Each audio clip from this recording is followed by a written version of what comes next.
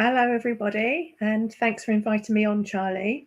So, first of all, I'm just going to describe myself. I am female, white, with wearing grey glasses, pink hair, and a pink top. And my name is Melanie Costas, and I am a lived experience speaker and an accessibility and inclusion specialist. What I do, basically, in a nutshell, is help organisations from solopreneurs to bigger businesses be more accessible and inclusive, basically. And a lot of people are kind of frightened of it because they don't want to inadvertently offend somebody and get something wrong. But actually, it's for everybody, not just for people that are disabled. It's, like you said, people that are neurodivergent. It's people that might struggle in social situations. People might, you need to be able to work for and work with an organisation where you feel welcomed, basically. And that's what I help with in a nutshell. Absolutely. Yeah. And a very good job you do too with it, I must say. I've seen videos of your keynote speeches and they're bang on. And I also have a copy of your inclusion survival guide, which I refer to myself, and I find it really useful. And I think a lot of times there's organizations who are full of good intentions when it comes to inclusion, but don't necessarily know exactly how to execute it. So it's really good to have that kind of reference guide. And sometimes it might be, you've thought of something like, for example, a conference might have a quiet room, which is a great idea. But if there's no way of escaping out of the main room to get into there, because there's not enough space to get out without having to push past people or walk down an aisle where there's a video camera filming the stage. And then when you get to the quiet room, there's no screen or anything. So you are completely on your own rather than being part of it, but not in the crowd. Yeah. It's like inclusion done a little bit, but not quite enough that we feel included. I think the main thing, Charlie, is that people with lived experience aren't sitting around the table whenever accessibility and inclusion is discussed, right? Totally. So what we've done, Claire Peacock and myself, and Claire is the colourer inner, that's what she calls herself. She does all the design stuff, all the techie stuff that it just, I don't have that skill set for. So together we've combined our assets, so to speak, into this handy guide, as you've already had and found it's made a difference to you, where people can easily access, how to make their business more accessible and inclusive. And that's from their content to their website to the events that they put on, either in person or online, everything and anything, to even font size and how to do stuff in Canva. Claire does that as well. And it's relatable. We give like real business examples because, nobody's got time really to be sitting on Google for hours or go down rabbit holes with Claude, ChatGPT, nothing against them, but they're not built with lived experience. So you're not really going to get what you're looking for there. And you're going to spend hours getting extremely probably tied up in all sorts of DEI knots. And it doesn't have to be so complicated. So little things that you can do, that you can change, it's kind of like little light bulbs going off, isn't it? I think that's what you found when you used it. Yeah, it is. It filled in a lot of gaps and very accessible way as well. So could you tell me a bit more about your lived experience and, what's brought you into the world of disability advocacy and accessibility? I obviously know this already because I've known you for a while now. Oh, Claire's in the comments as well. Great. Oh, she says, lovely. been working with Melanie Costas on the guide. Been great working. Yeah. I'm dyslexic today. I'm not usually. Been great working with Melanie Costas on the guide, just trying to make it easy for everyone, and you have. Thank you very much. Yeah, it's a brilliant guide, and Claire's brilliant at doing all the techie stuff, which I can't do. And I've sent her quite a few gifts of, people chucking their hammer to the computer, because that's probably what I'd do if it was left to me. I did to Claire the other day that we'd have to walk around with sandwich boards if it was left to me to do the tech stuff. Mm-hmm. But yeah, my background with disability and neurodivergence isn't exactly an easy ride. First off, with the physical disabilities, that is really difficult, because trying to get somebody to listen to you in the first place in a 10-minute GP appointment. Oh yeah, lots of people have mine are mostly spinal disabilities, for people that don't know. And I've got a rare one that I was born with called Bertolotti syndrome. And probably not heard of it. When I was first told, I thought they said Berlotti, which is like the olive oil. Olive oil, yeah. Yeah, I've got an olive oil back, thanks. But yeah, basically, you've got a limited amount of time to talk to a specialist, healthcare professional, and they're mostly not really in tune with it.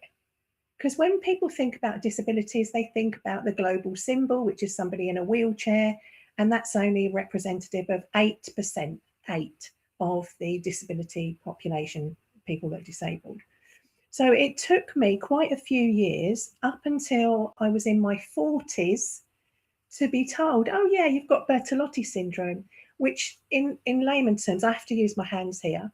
So that's my spine, and my hip is joined to my spine on one side. Now, Bertolotti can be both sides or one side, and mine's one side. Yeah. And I have to do this to make sure right side is the right side, and it's a large segment. And that basically means that where it's joined, where it shouldn't be joined, my back's out of alignment all the time. So it causes me chronic pain daily. Now, I haven't had a day off pain since 2008, which people find hard to believe. And all other problems as well. And I got diagnosed with hypermobility or hypermobile Ehlers-Danlos syndrome, which is another quite rarely talked about. I don't know if it's rare, but it's a rarely talked about disability. I think a lot of people have that and don't know. Yeah. And there's a huge correlation between that and autism. Yes. It's almost like if you're autistic and hypermobile, they should just screen you for it. Yeah, and there's something else, POTS, I think, as well. And I can't remember what it's called. I'm a bit acronym. I'm really bad with acronyms. Yeah. Heads they call hypermobility. Tachycardia, isn't it? It's something, yeah. It's a heart thing. Yeah, it basically means you're dizzy, and you can be prone to sort of, falling over and being out of breath, and it's a lot more to it than that. But yeah, I didn't find any of these out until my 40s, and I'm now 56. God, 56. Don't look it. Yeah. I think it's the pink hair. Yeah. But yeah, and then I started to then think, hold on a minute. I've always been an overthinker, and somebody that thinks to myself, have I said the wrong thing? Have I overshared? It's going on in my brain right now. Don't say too much, Melanie, because you're going to bore the pants off people. All of these things are called... Do you know, I'll just interject there to say, I wouldn't have invited you to talk if I didn't want you to talk.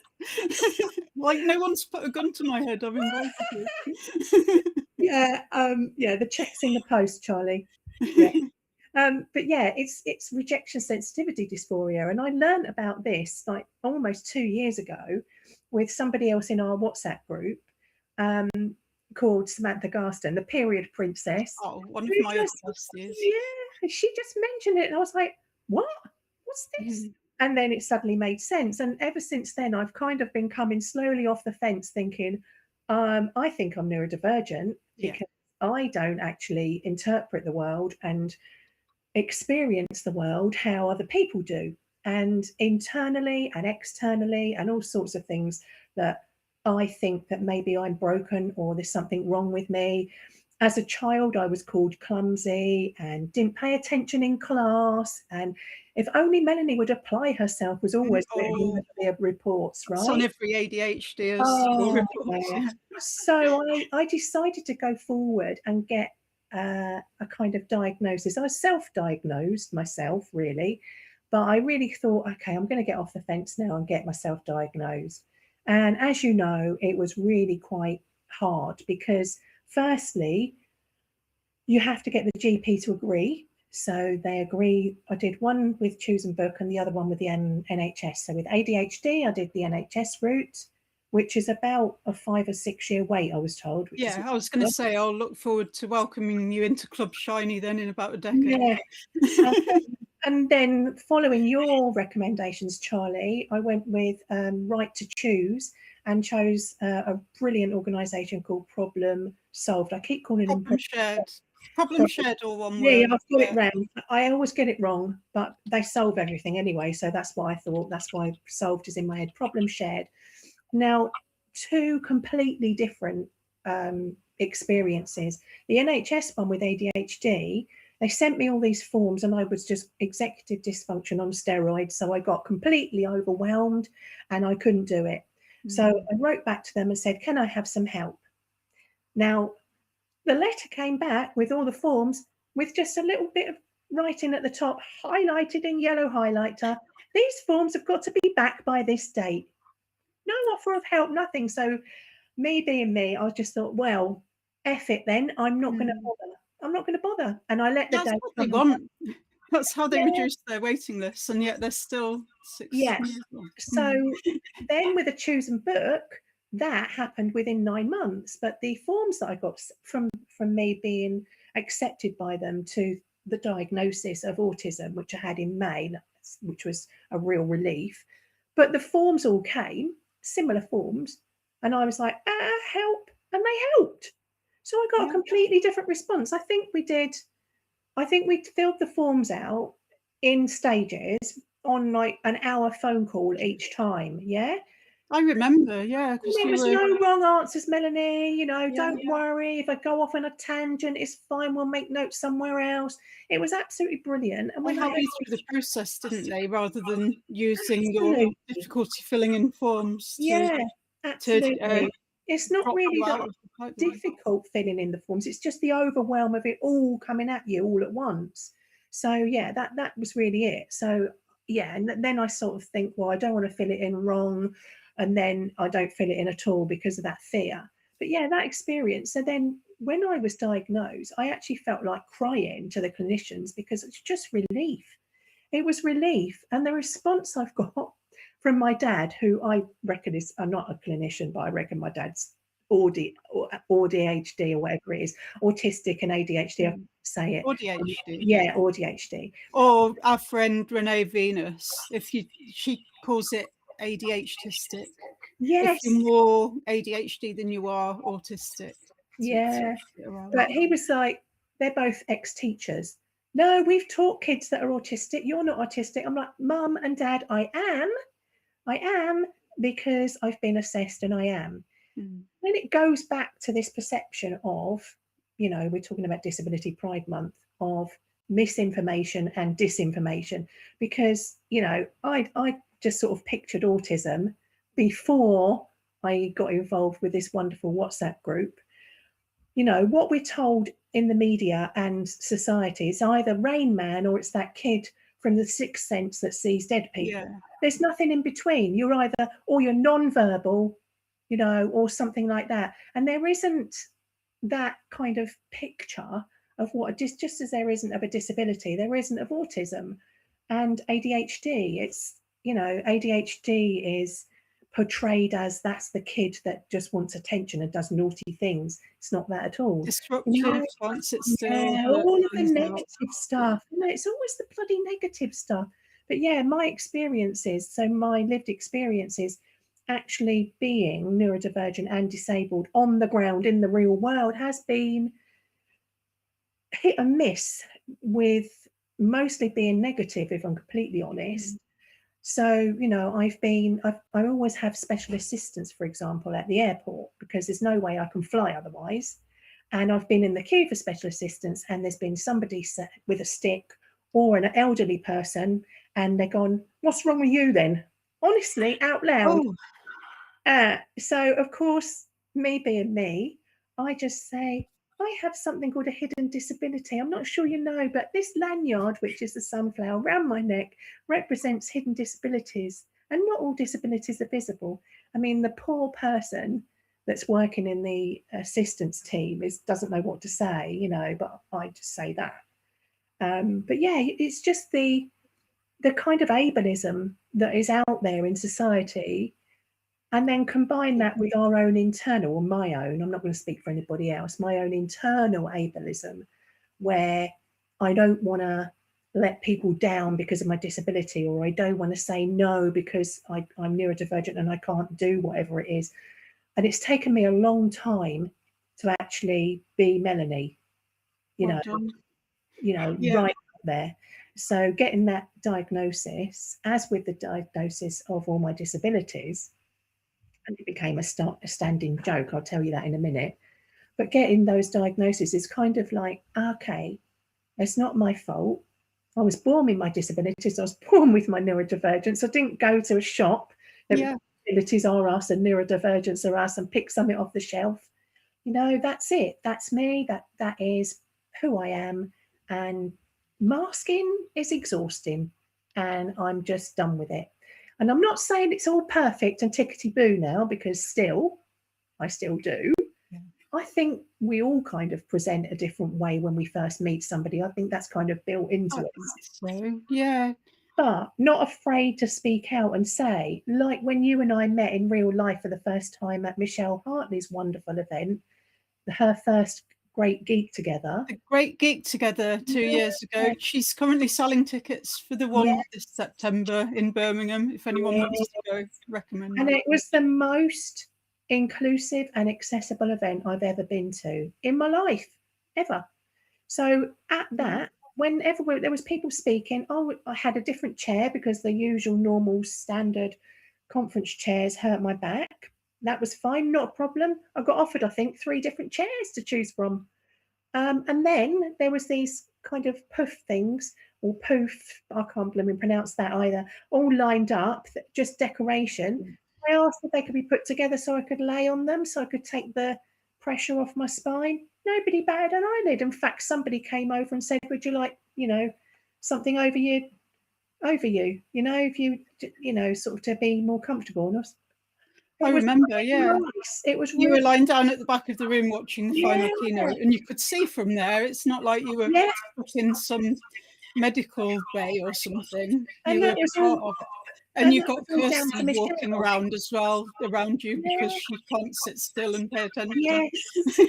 Yeah, and it was all down to Michelle being the event organizer that made that possible, that everybody felt welcome and everybody felt like they could just, move around. And I think she said that, didn't she, a number of times, feel free to move around and leave the room. And she had the quiet room with the screen as well. So you didn't feel like if you go to the quiet room, you're going to be excluded and isolated. But and those are kind of the things that we talk about in the Inclusion Survival Guide as well, tips, real life relatable stuff that you can do at your events. It doesn't have to be expensive and ridiculous, things that you've got to get in for the disabled people. And if we look at the stats, around 1 in 4 people live with a disability, and around 1 in 5, but I think it's more, live with some kind of neurodivergent disorder. But if you take into account that neurodivergent means that anyone whose cognitive functioning varies from the societal idea of typical or normal, and it explicitly includes differences in how you think and feel and process that are caused by mental health conditions as well. So it's not even just the lifelong innate neurodevelopmental ones. It's a huge chunk of the population. And then as you get older, the more likely you are as well, because you can deliberately change the way that your mind works. There's neuroplasticity. Yes. Yeah, and you talked about mental health, and that's really important because that's something else that I have lived experience in. Now, I in between lockdowns, I found a lump in my breast and discovered that quite quickly that I got a diagnosis of breast cancer. That was enough to take in, but the next day I had to go in for biopsies and was told, and these are the words from the oncologist that are ingrained into my brain, I'm really sorry, but your breast is riddled with cancer and it's a threat to your life. At that point, I believe, now I've had lots of therapy, that my brain shut down. And I just dealt with what I needed to do next, which was mastectomy, which was recovery from that, which was then go on a list for reconstruction, because I chose reconstruction rather than implant. And I actually, 6 months after my diagnosis, and I'm very mental health aware, didn't see it coming, had a complete mental breakdown. And I was diagnosed with PTSD, which was later then recategorized as CPTSD, which is complex post-traumatic stress disorder. Yeah. Because it wasn't just that one trauma, thing. it was the straw that broke the camel's back sort of thing. Yeah, I have that as well. And the interesting thing there is that I actually, at the time of the diagnosis, couldn't have therapy, couldn't have access to therapy because I had too much trauma for trauma therapy. That's what I was told. Now, the NHS were really good. I did have, it's another acronym and I can never remember them. I do apologise. EMDR, which is like that. EMDR, yeah. I had that and it was transformational for me. I went from having hallucinations, panic attacks, nightmares, and my life just being horrendous to all of that being completely under control, which, you know, was life changing for me. So, yeah, I mean, I don't know what it stands for either, but I thought I'll just put it on the screen in case anyone wants to make a note of it. yeah, It is something that I've been told is particularly effective with autistic people with trauma and mental health that's conditions maybe caused by why it trauma. worked well for me then, because Yeah. although it did take 2 sessions, it normally takes one for us to get through one of the major traumas that I had, all in one session, which was quite a worry to the therapist because obviously she didn't want to leave me in the middle of a, you know, reliving something. But yeah, I've had psychodynamic therapy and that worked really well for me. yes, About traumas that were locked up for 10 years before they came out of nowhere and I had no idea. wow, Anyway, massive tangent. I knew we would be having hugely tangential conversations because ADHD conversations, that they're like a meandering river with a bunch of streams going off them. But yeah, I was just going to say Tony Horn, who's my regular co-host, has just asked, what's your opinion about Manchester Airport now disregarding the sunflower lanyard? yeah, So if I could firstly answer that, yes, because I've been sucked into this debate already. I don't know what their exact stance is because some people I know have been told that their policy hasn't changed, but then a lived experience advocate who's autistic and ADHD was told to use any lane rather than the access lane. I don't know whether she booked transport assistance in advance and could have done, but I think that you can't judge an entire organisation by what happened on one particular day, because it could be they had someone that was badly trained that was having an off day. I don't know. So I'd really like to hear a statement from Manchester Airport before I chip in. But I would also say that I've noticed that person get really viciously attacked by an anti-neurodiversity type person, and that I'm absolutely not okay with that at all.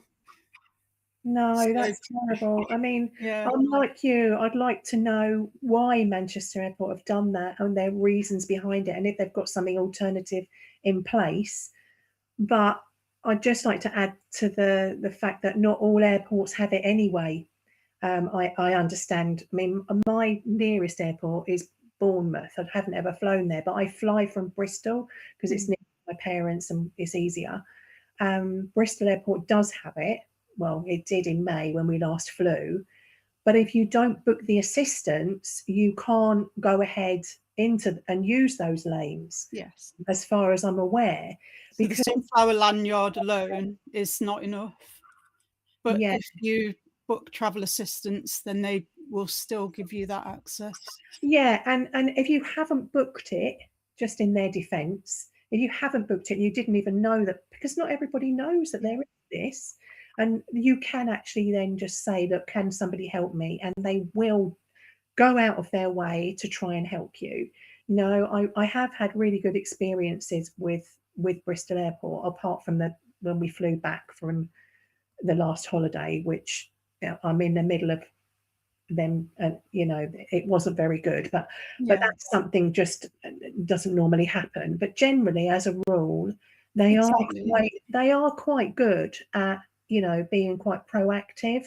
And if they see people struggling, like my mum was struggling to breathe, and they came over. This is in airport security, you know. They came over, got her a chair, and sat her down. You know, I just think that if people are, they're obviously trained, and I think that's what you were saying. It goes back to the training.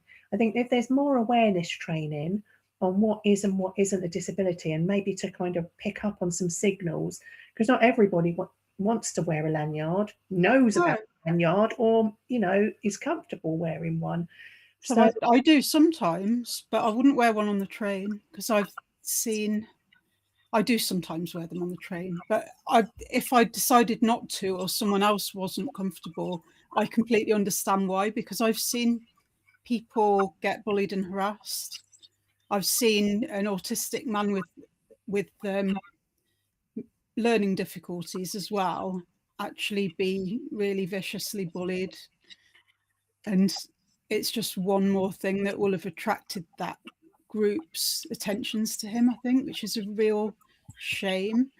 But we have to feel safe before we can be openly disabled or openly neurodivergent. We have to feel that we're physically safe and psychologically safe in that environment, and just sadly it's not always the case. And we don't know, do we, either, ahead of things? I mean, it's all right, people saying, well, tell us about your disability or your neurodivergent, or your, you know, tell us in advance, but that doesn't always guarantee that you're going to get the reception that you want or need. You know, your needs met. We might forget to do things like that as well, being ADHD. Yeah. I'm flying to Dusseldorf next week for my first international in-person keynote. Oh, wow. I've done loads of international online ones, but this one I'm going to their head office.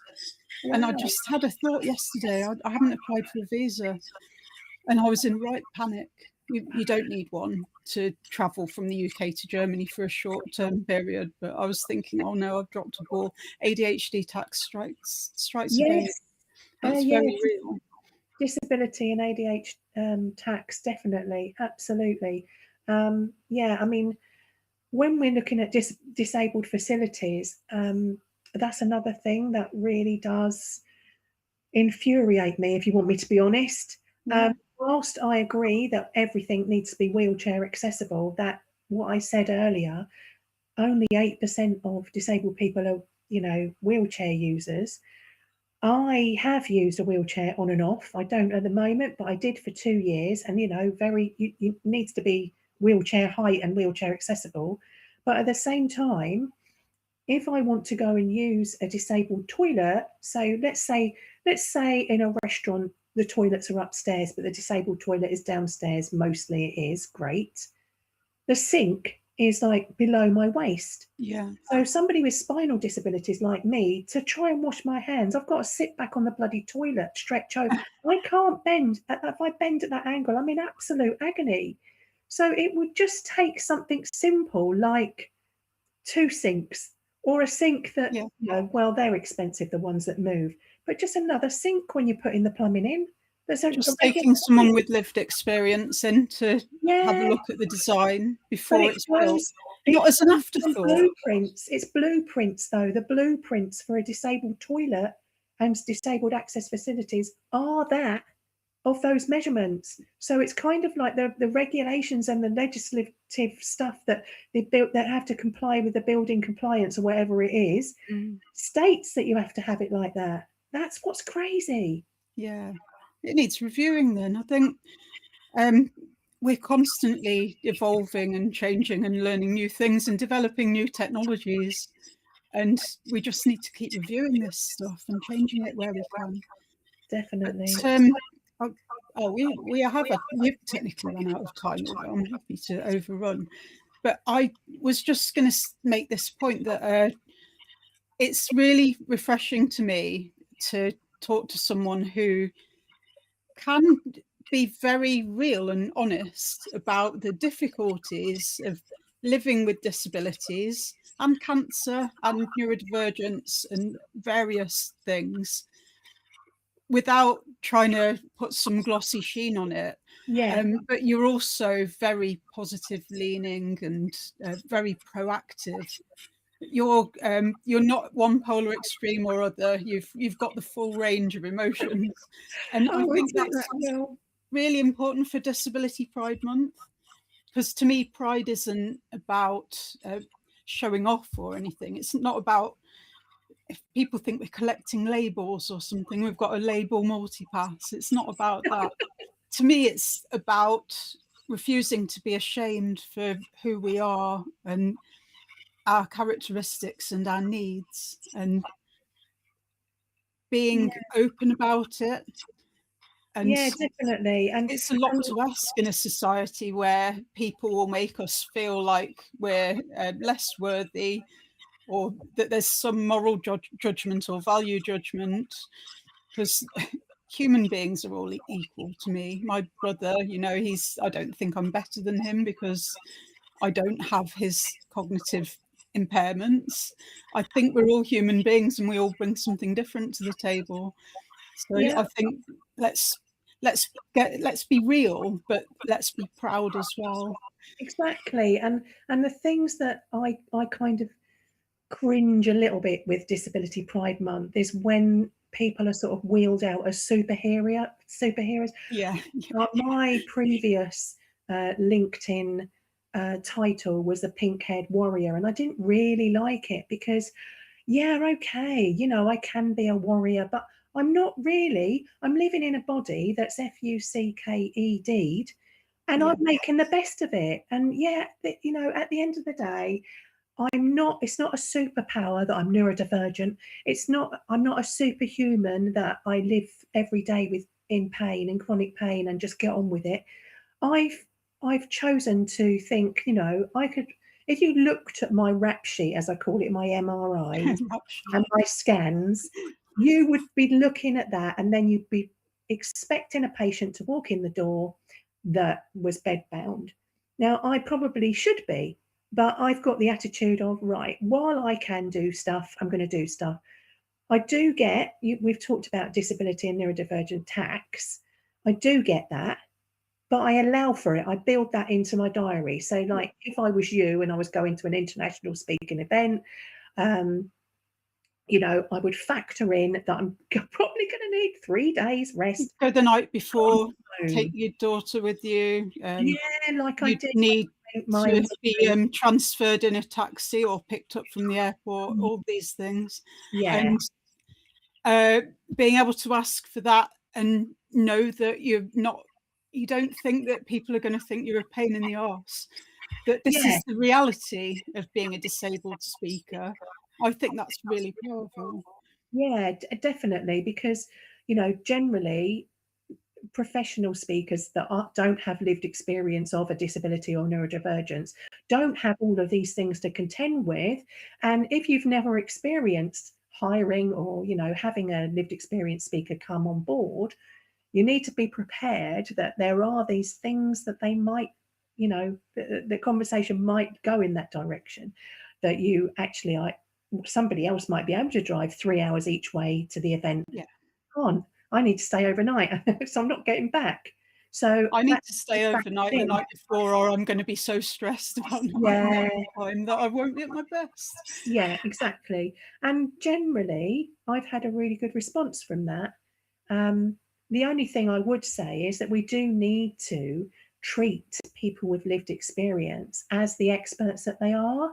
Yeah. And not just go, well, you can't actually get a qualification in being multiple disabilities and neurodivergence and mental illness. If you could, I don't think there would be a university, but you can't actually even get any qualifications. But we are qualified in our experiences. I call it my veritable PhD in lived experience because it's so varied, and we need to be paid in accordance to our experience. And you've probably had this, but I get umpteen inquiries. Come and speak at our global conference. La la la la la. Yeah, okay. What's the I can't say it. What's the speaker's fee? Remuneration. Thank you. What a stupid word. Why is the M and the N the wrong way around? Exactly that. Yeah. What is that? And then I get told, oh no, it's exposure for you. Okay, so I've got to pay for my own. How many exposures is your mortgage at the moment? And people are paying a lot of money to go to these events, and I'm one of your headliners that they're paying to see, but you don't want to pay me? Okay, then. So we're not going to go there. So yeah, it just needs to be thought through a bit more, and that people are a bit more valued that have lived experience. Keep being the fabulous and real and spiky and sparkly you, and Thank you. look after yourself. Thank And you. see you soon.